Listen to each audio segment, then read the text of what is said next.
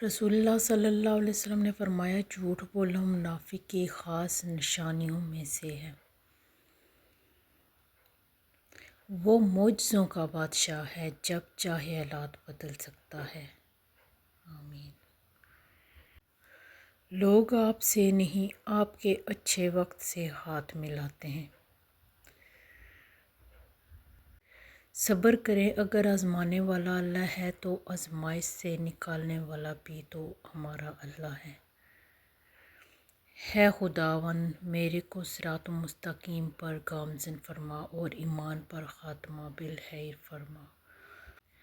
اگر لوگ تم سے متاثر ہو رہے ہیں تو تکبر نہ کرو، بلکہ شکر ادا کرو کہ اللہ نے تمہارے عیب چھپائے ہوئے ہیں۔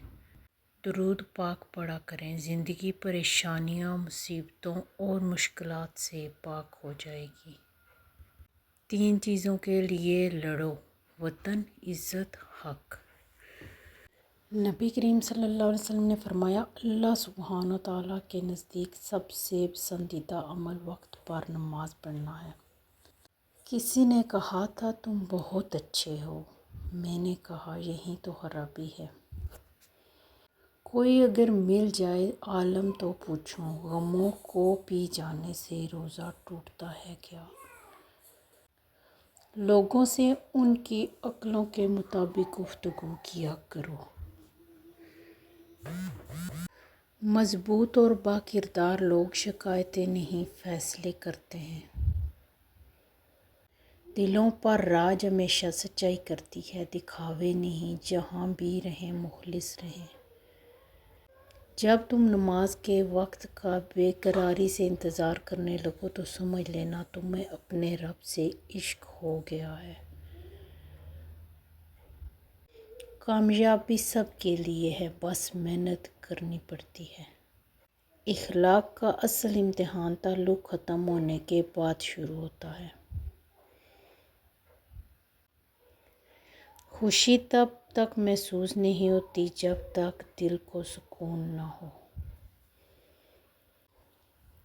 اللہ تعالیٰ پہلے ہمت اور طاقت دیتے ہیں، پھر ذمہ داریوں کا بوجھ۔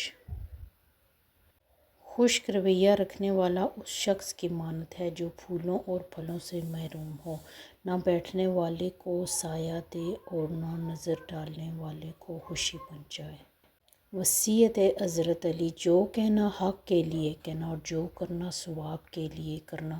ظالم کے مددگار مت بننا، بلکہ مظلوم کا مددگار بننا۔ میں تم لوگوں کو وصیت کرتا ہوں، اللہ سے ڈرتے رہنا، دنیا کی خواہش مت کرنا، اگرچہ وہ تمہارے پیچھے ہی کیوں نہ لگے۔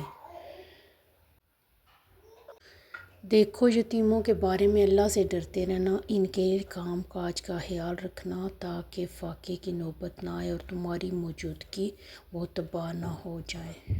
اپنے ہمسایوں کے معاملے سے اللہ سے ڈرتے رہنا۔